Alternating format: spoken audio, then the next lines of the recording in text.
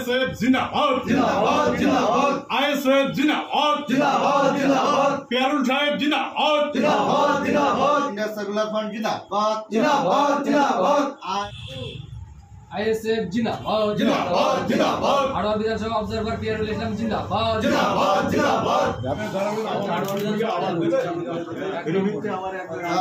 আর ফুল থাকলি রে ওই ফুল ফেলে দিতে যারা আবার করে হাওয়াই দেব অল্প অল্প আওয়াজ দিতে হবে না ওই বলি হাই হাওয়াই দিতে হবে না এই অল্প অল্প করে আস্তে আস্তে দাও ভালোবাসার মানুষ সবাই একটু সবার কাছ থেকে নিতে হবে আমরা আশা করি এই যেগুলো হয় এইদিকে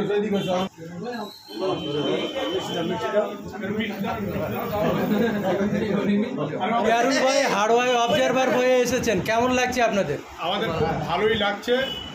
হ্যাঁ, আমরা খুব আনন্দিত বা খুব খুশি। পিয়ারুল ভাইয়ের কাছ থেকে আপনারা কি আশা করেন? আমরা আশা করি যে আমাদের অবজারভার যেন আমাদের সঙ্গে সবসময় মানে আমাদের নওশাদ সিদ্দিকী ভাইজানের নির্দেশ মতো উনি আমাদের পরিচালনা করবে, আমরা ওনার গাইড মেনেই সেই হিসেবে চলবো। আমি ভীষণ খুশি, আমাকে খুব ভালো লাগছে যে পিয়ারুল ভাই দায়িত্বটা পেয়েছে। আমরা আশা করি এবারে ভোটে জীবন দিয়ে লড়াই করব। আইনজীবী আমাদের পিয়ারুল সাহেব অবজারভার হয়েছে, অত্যন্ত আমরা খুশি হয়েছি। খুশি জানার বিষয় একটাই, উনি এত ব্যস্ত থাকার ব্যস্ত থাকার সত্ত্বেও আমাদের যা সময় দেয় দিন রাত, আমরা সত্যিকারের কথা একটা নেতা হিসেবে আমরা এরকম নেতা দীর্ঘদিন ধরে আমরা দেখিনি। এরকম ভাইজানের যে নীতি আদর্শ আমরা ফলো করে যে রাজনীতিটা করছি, সেই আদর্শ মেনে আমাদের আইনজীবী পিয়ারুল সাহেব সত্যি কথা বলতে অত্যন্ত আমাদের যা গাইড দেয়, এরকম গাইড আমরা মনে হয় অন্য কোথাও পাবো না। 2026 আমাদের ধরে রাখার মতন কারো ক্ষমতা থাকবে না। দেখুন, পরিযায়ী পাখির মতন আমাদের অবজারভার তো প্রয়োজন নেই, আমাদের ঘরের ছেলেই প্রয়োজন। তো ঘরের ছেলে প্লাস আইনজীবী, আমাদের কাছের মানুষ পিয়ারুল দা অবজারভার হয়েছে, এটা তো আমাদের অত্যন্ত খুশির দিন বা খুশির খবর। খুবই খুশি লাগছে এবং বিগত দিনে আমাদের পাশে আছে আর এখনও থাকবে বর্তমানে, সেটার জন্যে আমি খুবই আনন্দিত। এবং আমি তো সোনাপুকুর শঙ্করপুর অঞ্চলে পিয়ারুল ভাই আমাদের গাইডলাইনটা দিচ্ছে এবং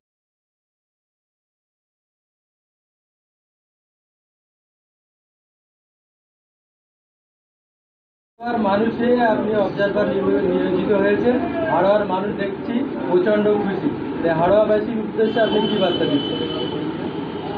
সবার প্রথমেই হাড়োয়াবাসীকে আমার তরফ থেকে বুক ভরা ভালোবাসা এবং ধন্যবাদ জ্ঞাপন করছি আমার পাশে থাকার জন্য। হাড়োয়া 1 এবং 2 দুটো ব্লক আছে হাড়োয়াতে। 1 নম্বর ব্লকটা হচ্ছে হাড়োয়া বিধানসভা, 2 নম্বর ব্লকটা মিনাখা বিধানসভা। তো এই দুটো ব্লকই আমি কম বেশি দেখি। এবার এই আজকে যারা এসছে এরা হচ্ছে হাড়োয়া 2 নম্বর ব্লক, এনারা মিনাখা বিধানসভার লোক, কিন্তু এদেরকে বাবার মতো করে দেখতে হয়, এটা সবাই জানে, সেইভাবেই দেখে আসছি। আপাতত আমি হাড়োয়া বিধানসভার অবজারভার হয়েছি ঠিকই, কিন্তু হাড়োয়া 2 নম্বর ব্লকটাকেও আমি গুরুত্বপূর্ণভাবে যেমন দেখে আসছিলাম তাদেরকে আমি সেইভাবে সাপোর্ট করব বা সাপোর্ট দিয়ে যাব। যারা এখানে আছে তাই এসে তারা যা কথাবার্তা বললো শুনলো, আপনার প্রতি প্রত্যাশা অনেক, তাদের প্রত্যাশা অনেক, আপনি তাদের কতটুকু প্রত্যাশা পূরণ করতে পারবেন বলে? আমি যতটা পারি, আমার পক্ষে যতটা করা সম্ভব আমি চেষ্টা করি তাদের প্রত্যাশা পূরণ করার। শাসক দল যেভাবে সন্ত্রাস করছে, একজন যেভাবে কথাটা বললো যে তাদের কাছে তাদের পাশে দাঁড়ানোর জন্য গাইডলাইনের প্রয়োজন, সেই যে একজন অ্যাডভোকেট ভালো হয় হলে ভালো হয়।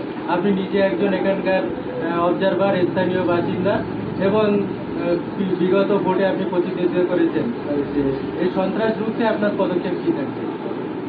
এই সন্ত্রাস রুখতে আমাদের সর্বপ্রথম সংঘবদ্ধ হতে হবে। আমরা যদি সংঘবদ্ধ হতে পারি, একের একাধিক সবাই মিলে, সেক্ষেত্রে আমরা জয়লাভ করতে পারবো। আমরা কিন্তু একজন একা যদি লড়াই করি সেক্ষেত্রে আমার পক্ষে সম্ভব না বা কোনো কর্মীর পক্ষেই সম্ভব না। আমি হাড়োয়াবাসীকে একটাই বার্তা দেবো যে আমরা সবাই মিলে সংঘবদ্ধ হয়ে প্রত্যেক বুথ কমিটি রেডি করব এবং বুথের প্রতি খেয়াল রাখবো, বুথগুলো শক্তিশালী করব। শক্তিশালী করলে আমাদের জয় আসবে এবং আমরা এই অপশক্তির বিরুদ্ধে লড়াই করতে পারবো এবং সক্ষম হইব। এত আগে যখন অবজারভার নিয়োগ করেছেন তখন নিশ্চয়ই সাংগঠনিক দুর্বলতা অনেক আছে, সেই সাংগঠনিক দুর্বলতাগুলো মেরামত করার জন্য হয়তো অবজারভার নিয়োগ হয়েছে। তারপরে এখানে যেসব সাংগঠনিক দুর্বলতা আছে এর মধ্যে কি কাটিয়ে তোলা সম্ভব হবে, বিশেষ করে হাওড়া বিধানসভার ক্ষেত্রে? আশা করা যায় সম্ভব হবে, কারণ আমার যতটা এখনও মোটামুটি 8-9 মাস টাইম আছে। আমি চেষ্টা করব যে সাংগঠনিক দুর্বলতাগুলো ছিল, দুর্বলতা তো কোনো ব্যাপার না, দুর্বলতা মিন্স বুথ কমিটি, যে বুথগুলো আমার সংশোধন হয়নি বা তোলা হয়নি সেইগুলো আমি সঠিকভাবে রেডি করব, তৈরি করব। এই বুথ কমিটিগুলো তৈরি করলে আশা করা যায় আমরা লড়াই দিতে পারবো। সন্ত্রাস চালিয়ে যাচ্ছে বিশেষ করে হাওড়া বিধানসভার ক্ষেত্রে, সেখানে কি খালি বুথ কমিটি হলে স্ট্রংলি বুথ কমিটি করা প্রয়োজন? কিভাবে? অবশ্যই স্ট্রংলি বুথ কমিটি করব, অবশ্যই স্ট্রংলি বুথ কমিটি করব। আর তাদের চোখে চোখ রেখে যাতে লড়াই করা যায় সেইভাবেই ছেলেপিলেকে প্রশিক্ষণ দেব, নাহলে আমরা লড়তে পারবো না। আর ওদের কি, ওরা নিজেদের ভিতরে এখন ব্যস্ত আছে, কে কাটমানি বেশি পাবে বা কে কাটমানি বেশি নেবে সেই নিয়েই ব্যস্ত। কেউ কম পেলে আরেকজনের বিরুদ্ধে সে কমপ্লেন জানাচ্ছে, এই তো ওদের অবস্থা। ওরা নিজেরা আগে ঠিক করুক যে নিজেরা কীভাবে 26-এ একসঙ্গে সংঘবদ্ধ হয়ে ভোট করাবে। আমাদেরটা ওদের ভাবতে হবে না, আর আশা করি ওই ভাবার ওদের টাইম নেই, ওদের নিজেদের ভিতরে সংঘবদ্ধতা নেই। নিজেরাই একে অপরকে কামড় মারছে, একে অপরের নামে কমপ্লেন করছে, কেস করছে, পোস্টার মারছে, বিভিন্ন ঘটনা হচ্ছে। আপনারা জানেন এই কদিন আগেই যে আমার প্রতিদ্বন্দ্বী, আমি যার বিরুদ্ধে প্রতিদ্বন্দ্বী করেছিলাম হাজী নুরুল ইসলামের সুপুত্র, উনি জিতেছিল টিএমসি থেকে। জেতার পরে আমি তো কদিন দেখলাম দেগঙ্গা থেকে ওনার নামে পোস্টার পড়েছে, যে বিভিন্ন কাটমানি খাওয়ার জন্য ওনার নামে পোস্টার পড়েছে, ওনার নামে এবং মন্ত্রী সুজিত বোসের নামে। তাই হাওড়ার মানুষকে বলবো যে ভেবে দেখবেন, আমরা কোনো পরিযায়ী শ্রমিক নই এবং আমরা বাইরের কেউ নয়, আমরা হাড়োয়ার বাসিন্দা। হাড়োয়ার জনগণের বা হাড়োয়ার ছেলেমেয়েদের ভবিষ্যতের কথা চিন্তা করে আমি এর আগেও বলেছি, আজকেও বলছি যে আপনারা আইএসএফের হাতকে শক্ত করুন। 2026-এ দলে দলে আইএসএফে যোগ দিন এবং নওশাদ সিদ্দিকী ভাইজানের হাতকে শক্ত করুন। সব জায়গায় বিশেষ করে একটা বিধানসভা বিশাল এরিয়া, সেই বিধানসভায় পঞ্চায়েত ভিত্তিক একটা কমিটি করতে গেলে আপনারা তো বাধার সৃষ্টি হচ্ছে, কি ভাবছেন সেই সব? আমরা তো সঠিকভাবে যেভাবে প্রসিডিওর আছে আমাদের পার্টি, সেইভাবে আমি পঞ্চায়েত কমিটি রেডি করব বা তৈরি করব। সেক্ষেত্রে বাধা সৃষ্টি হলে আমি একটা আইনের লোক, আমার কেউ যদি বাধা দেয় আমি আইনের মাধ্যম নেব বা আইনের মাধ্যমে যাব সেই বাধা প্রতিরোধ করার জন্য। আপনার বিধানসভা এ পর্যন্ত যত পঞ্চায়েত আছে এইসব পঞ্চায়েত সভাপতিদের সঙ্গে কি আপনার কোনো বৈঠক বা আলোচনা হয়েছে? অবশ্যই চলছে, এর আগেও হয়েছে আর এখনও কন্টিনিউয়াসলি চলছে। আগামী যে বিধানসভায় সম্ভাব্য বলা ভুল হবে, অনেকটা নির্ভরযোগ্য যে আপনি প্রার্থী হবেন, বিশেষ করে গত যে উপনির্বাচনে আপনি প্রার্থী ছিলেন, যেহেতু আপনি এখানে অবজারভার এবং 100% আপনি প্রার্থী হবেন, এইটাই আর কি রাজনৈতিক দল মনে করছেন। যদি ভোটে আপনি নির্বাচিত হন, কীভাবে প্রতিদ্বন্দ্বিতা করবেন এবং জয়ের ব্যাপারে কতটুকু আসবে? সর্বপ্রথমে বলবো যে প্রার্থী কে হবে না হবে সে ব্যাপারে আমি কিছুই বলতে চাই না। পার্টি যাকে প্রার্থী করবে আমরা তাকেই জেতানোর চেষ্টা করব 100% দিয়ে। সে আমি হই বা অন্য কেউ হই, আমার যদি অবজারভার করে তাকেই আমি জেতানোর চেষ্টা করব। কিন্তু সেইভাবে জেতানোর জন্য যা যা করার দরকার সব কিছু আমরা করব। আপনার তো পূর্বে অভিজ্ঞতা হয়েছে অনেক জায়গায় বুথ সম্পর্কে, অনেক সময় অনেক পঞ্চায়েত সম্পর্কে, সেই সব জায়গাগুলো নিয়ে এবার অবজারভার হয়েছেন, সেই সবগুলো কি পুনর্গঠন বা ভালোভাবে কীভাবে ভোট করানো যায় সেই ধরনের? 2026-এ ইলেকশন আছে, 2024-এর লাস্টে আপনারা দেখেছিলেন হাড়োয়াতে উপনির্বাচন হয়েছিল। বারাসাত 2 নম্বর ব্লক, ওই 5টা যে ব্লক অঞ্চল আছে, ওই 5টা অঞ্চলে আমাদের কোনো ছেলেকেই বুথ এজেন্ট বসতে দেয়নি বা বসতে দেওয়া হয়নি। সেটা আমাদের ব্যর্থতা কিছুটা, কারণ হচ্ছে আমরা হয়তো সেইভাবে শক্তিশালী করে উঠতে পারিনি, শক্তিশালী অঞ্চল গড়ে উঠতে পারিনি। আমার একটাই জিনিসে আমি চেষ্টা করব যে বারাসাত 2 নম্বর ব্লকের উপরে আমি জোর দেবো যতটা দেওয়া যায়, আর প্রতি অঞ্চল আমি নিজে থেকে আমি আমার মতো করে তৈরি করব। আমি প্রতি বুথ লেভেলে নেমে আমি কাজ করব, এটাই আমি মানুষকে আশ্বাস দিচ্ছি। আমি সর্বশেষ প্রশ্ন, আপনি হাড়োয়াবাসীদের এবং সেই সঙ্গে বাংলাভাষী যারা বাংলা ভাষায় কথা বলেন, বিশেষ করে আমাদের কথা সবই বাংলায় হচ্ছে, তাদের উদ্দেশ্যে আপনি কী বার্তা দিতে চাচ্ছেন? তাদের উদ্দেশ্যে বার্তা দেব, আপনারা 2011 সালের পর থেকে দেখেছেন হাড়োয়ার কী উন্নয়ন হয়েছে বা কী উন্নতি হয়েছে, হাড়োয়া ব্রিজের কী অবস্থা ছিল বা এখন কী অবস্থা আছে, আর হাড়োয়া হসপিটালের কী অবস্থা ছিল। অনেকে আশ্বাস দিয়েছিল যে তারপরে যেমন অবস্থা ছিল তেমনই অবস্থা আছে।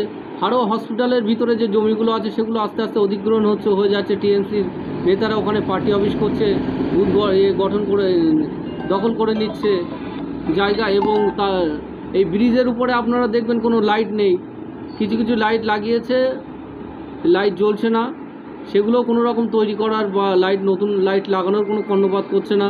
হাড়োয়া রাস্তায় মেন রোড ছাড়া ভিতরে যে রাস্তাগুলো দেখবেন আপনারা এই তেমাথার পাশেই দেখবেন দেওঙ্গা হাড়োয়া রাস্তা বেহাল এত অবস্থা যে পাকা রাস্তার উপরে ইট ফেলতে হচ্ছে, বড় বড় জলের গাড্ডা।